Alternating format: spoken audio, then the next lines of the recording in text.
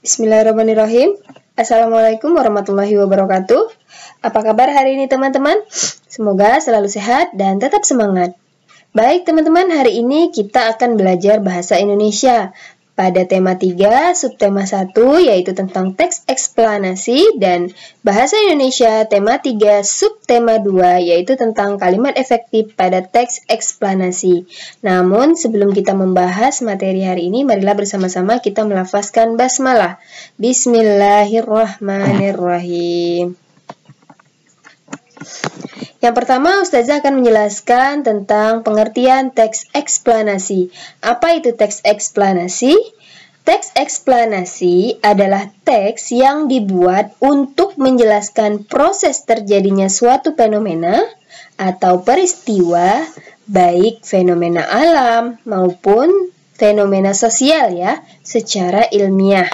Nah, jadi kalau sudah disebutkan secara ilmiah, maka kebenarannya dapat dibuktikan. Jadi ini bukan karangan ya, bukan mengarang atau bukan membuat dongeng, beda. Karena ini adalah menjelaskan proses terjadinya suatu fenomena atau suatu peristiwa, kemudian secara ilmiah.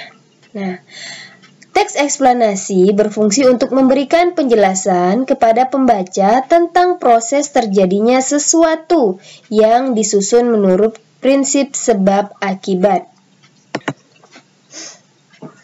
Teks eksplanasi ilmiah menerapkan suatu proses yang bersifat sains, seperti gejala alam, terjadinya pelangi, proses arus listrik, fenomena alam, penemuan, dan sebagainya.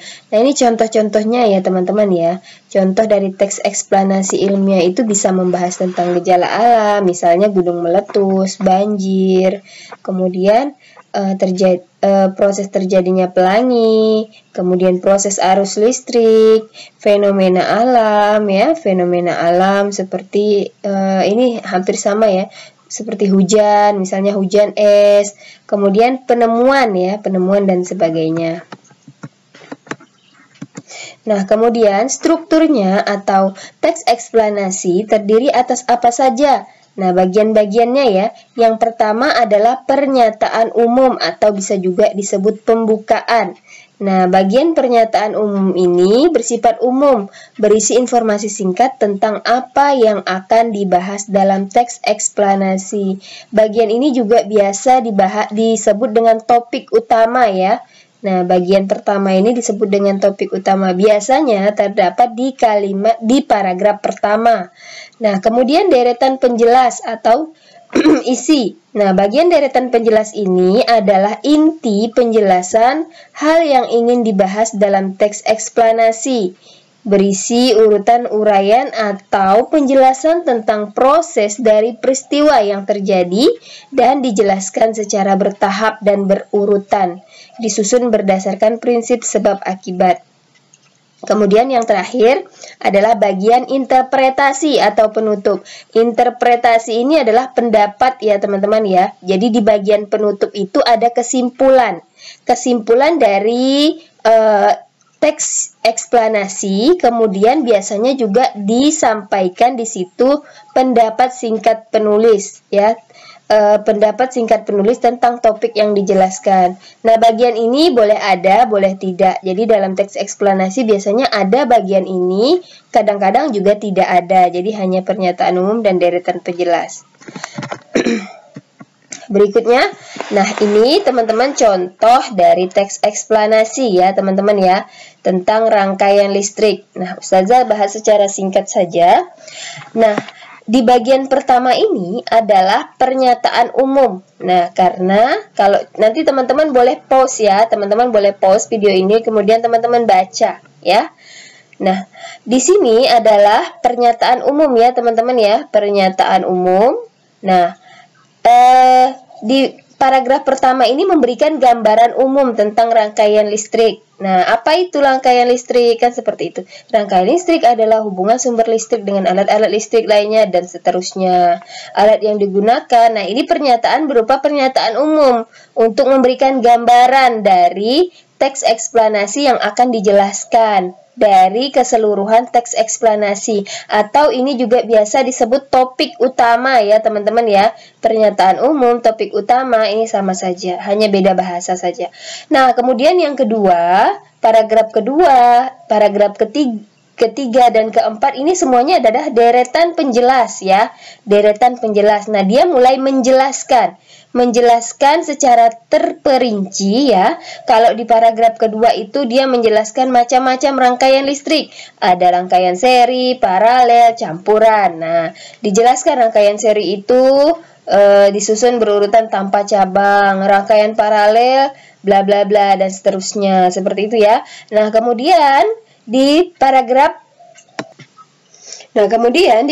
berikutnya, di paragraf ketiga ya. Nah, ini penjelasan tentang rangkaian seri. Nah, di dalam paragraf ini, penulis menjelaskan rangkaian seri itu secara terperinci. Kemudian di paragraf keempat, juga merupakan deretan penjelas, yaitu menjelaskan tentang rangkaian paralel.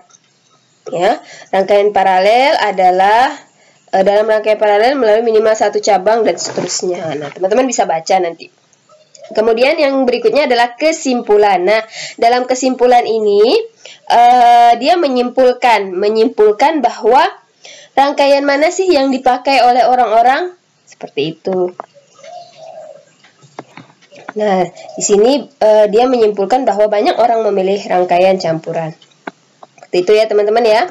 Oke, sekarang kita coba lagi menggali informasi ya. Kalau tadi kita sudah menentukan mana pernyataan umum atau topik utama, topik masalah ya, mana deret penjelas, mana kesimpulan. Nah, sekarang kita coba mengidentifikasi informasi yang didapat dari struktur ya, dari bagian-bagian. Mulai dari pernyataan umum. Nah, ini pernyataan umum sudah dijelaskan di sini ya, ada di paragraf pertama, topik masalah. Nah, namanya di sini disebutkan adalah topik masalah. Apa yang dibahas pada teks di atas? Nah, yang dibahas itu adalah, nah nanti teman-teman bisa baca sendiri ya, penemuan bola lampu pijar oleh Thomas Alva Edison. Nah, ini ya, ini topik ini yang dibahas pada paragraf pertama atau topik masalahnya. Topik masalah yang mau dibahas di teks eksplanasi ini apa sih? Nah, bahwa di sini adalah yang akan dibahas itu adalah tentang penemuan bola lampu pijar oleh Thomas Alva Edison.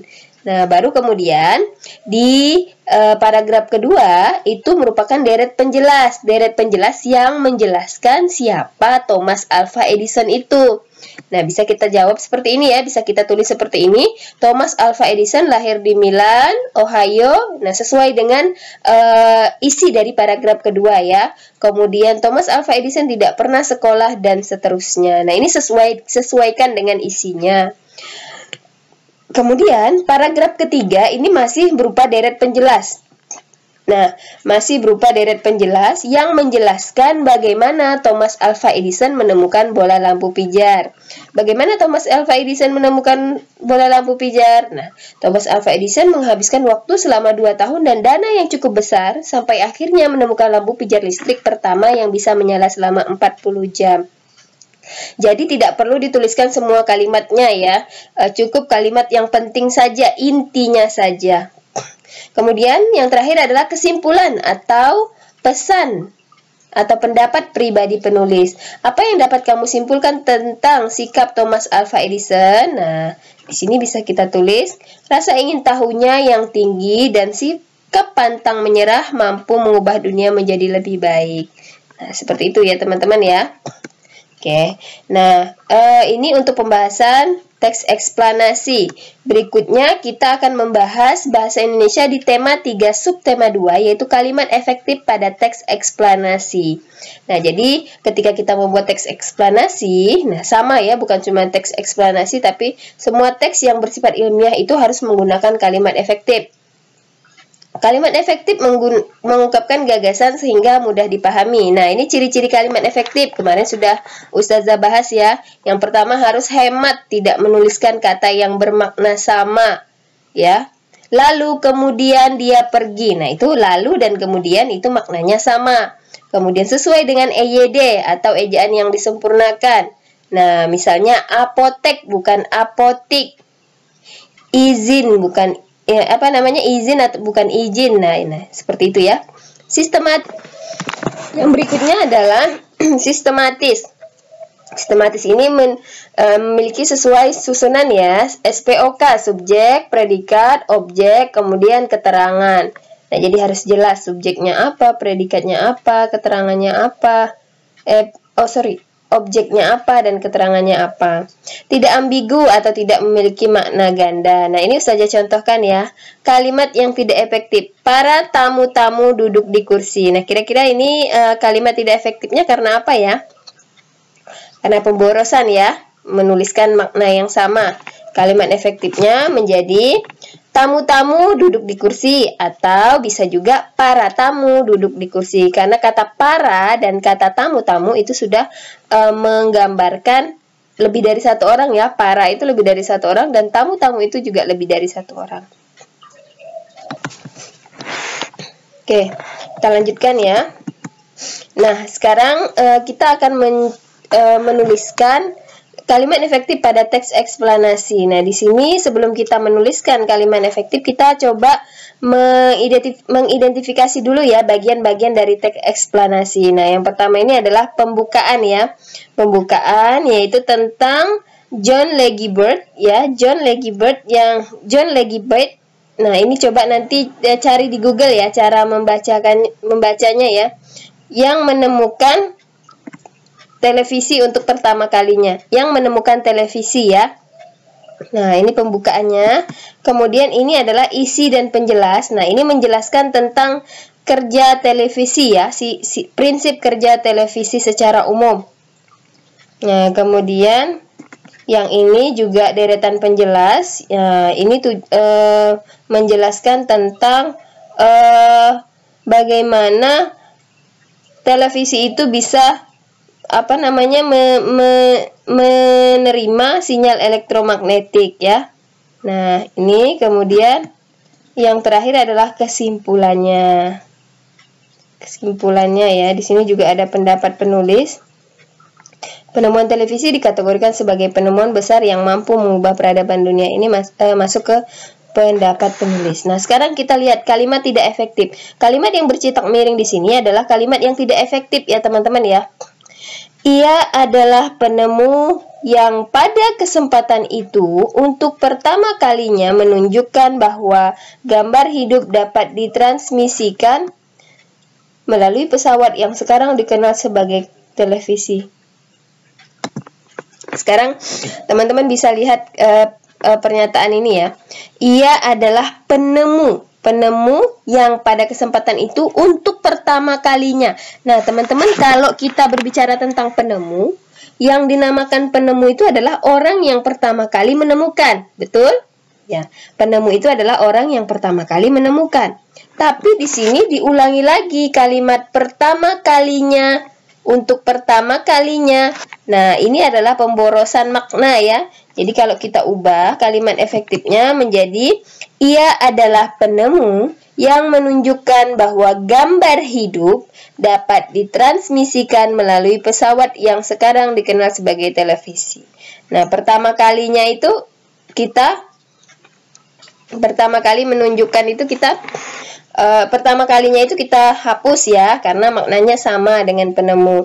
Yang kedua, Beth mendemonstrasikan televisi di depan para bapak-bapak dan ibu-ibu. Nah, ini sudah jelas ya, para bapak-bapak dan ibu-ibu. Kata para sudah bermakna jamak, sedangkan bapak-bapak dan ibu-ibu juga bermakna jamak. Kita ubah Beth mendemonstrasikan televisi di depan bapak-bapak dan ibu-ibu. Gitu saja ya. Tidak perlu kata para. Terakhir, kalimat efektif. Seiring dengan perkembangan teknologi, lalu televisi kemudian terus berkembang sehingga menjadi semakin canggih seperti saat ini. Ada kata lalu dan kemudian. Ustazah contohkan ya, makna lalu dan kemudian ini sama. Ustazah contohkan, setelah tidur, saya lalu makan. Setelah tidur, kemudian saya makan. Sama ya maknanya ya, berarti ini maknanya ganda. Jadi kita ubah seiring dengan perkembangan teknologi, televisi kemudian terus berkembang hingga menjadi semakin canggih seperti saat ini. Jadi kata lalunya kita stop, kita ubah ya. Baik teman-teman, terima kasih. Ini adalah tugas ya. Nah, tugas teman-teman hari ini adalah mencari topik masalah atau pendahuluannya ya. Nah, di sini bisa dituliskan apa, kemudian deretan penjelasnya di sini apa. Kemudian pada paragraf keempat, kesimpulan dan pesan pendapat penulis. Paragraf ketiga ya ini ya. Ya, ini. Oke, terima kasih teman-teman. Semoga apa yang Ustazah sampaikan bermanfaat. Ustazah akhiri. Wabillahi taufiq wal hidayah. Assalamualaikum warahmatullahi wabarakatuh.